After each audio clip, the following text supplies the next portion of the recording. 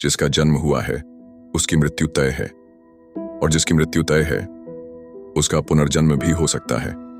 हम सब ये जानते हैं, फिर भी डेथ हमारे लिए सबसे बड़ा डर क्यों बन जाता है? आज हम रीबर्थ की नहीं, सिर्फ और सिर्फ मृत्यु की बात करेंगे। न किसी धर्म की बात करेंगे, ना ही किसी अंधविश्वास की। बस एक सवाल का जवाब ढूंढेंगे, व्हाट इज डेथ, और क्यों उससे डर लगता है। बायोलॉजिकली देखा जाए तो जब हमारा दिल धड़कना बंद कर देता है, दिमाग सिग्नल्स भेजना बंद कर देता है और सेल्स एनर्जी बनाना बंद कर देते हैं, तो साइंस उसे डेथ कहता है। यानी शरीर की सारी सिस्टम्स शट डाउन हो जाती हैं। साइंस के लिए मौत बस एक सिस्टम फेल्योर है, ठीक उसी तरह जैसे एक मोबाइल बंद हो जाए। बस फर्क इतना है कि इस डिवाइस को फिर ऑन नहीं किया जा सकता।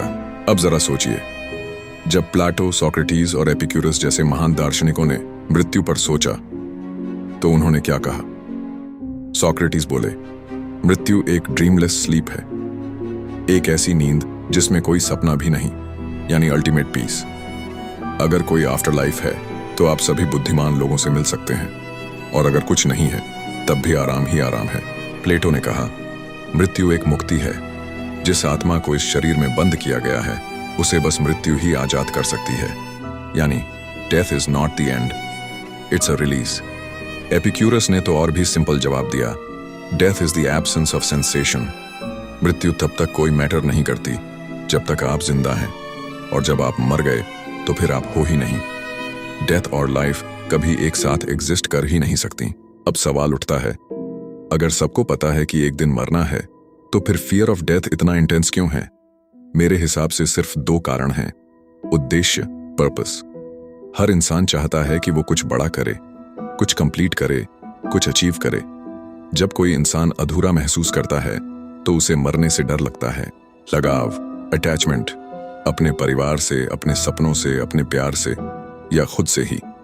हम मरने से नहीं डरते, हम उन चीजों को खोने से डरते हैं जिनसे हमें लगाव है। लेकिन सच ये है, आत्मा को कोई लगाव नहीं होता। फीलिंग्स हमारे कॉन्शियसनेस में होती हैं, हमारी सोल में नहीं। अब एक ट्विस्ट सुनो, ये डर, ये मौत का डर जरूरी है, क्योंकि अगर मौत का डर ना हो तो शायद हम जिंदगी को वैल्यू ही ना करें। Fear of death, love for life. अगर जिंदगी इन्फिनिट होती तो उसका कोई मीनिंग ही नहीं होता। जिंदगी ब्यूटीफुल है क्योंकि वो टेम्पररी है। अब यहां एक और कंफ्यूजिंग चीज आती है, क्या आत्महत्या करने वाले लोग सबसे ब्रेव होते हैं? नहीं, वो लोग मौत से नहीं, जिंदगी से डरते हैं। उन्हें लगता है कि उनकी सफरिंग खत्म नहीं होगी। लेकिन वहीं अगर कोई इंसान ईयर्स ऑफ मेडिटेशन के बाद इनर पीस पाकर समाधि में जाता है तो वो एक कॉन्शियस एक्सेप्टेंस है, ना कि एस्केपिज्म। समाधि एक प्रोसेस है जहां इंसान इस बॉडी से इतना डिटैच हो जाता है कि वो वॉलंटरीली उसे छोड़ सकता है। लेकिन ऐसा करने के लिए माइंड और सेंसेस पर कंप्लीट कंट्रोल चाहिए, जो बहुत रेयर है। अब बात करते हैं असली मतलब की। Death is not the opposite of life, it's the part of it. मृत्यु कोई अंत नहीं है, बल्कि वो एक ट्रांजिशन है, एक नेक्स्ट फेज। अगर अंत ना हो तो शुरुआत भी नहीं होगी। जैसे एक दिन का अंत रात की शुरुआत है, वैसे ही मृत्यु किसी नए स्वरूप की शुरुआत हो सकती है।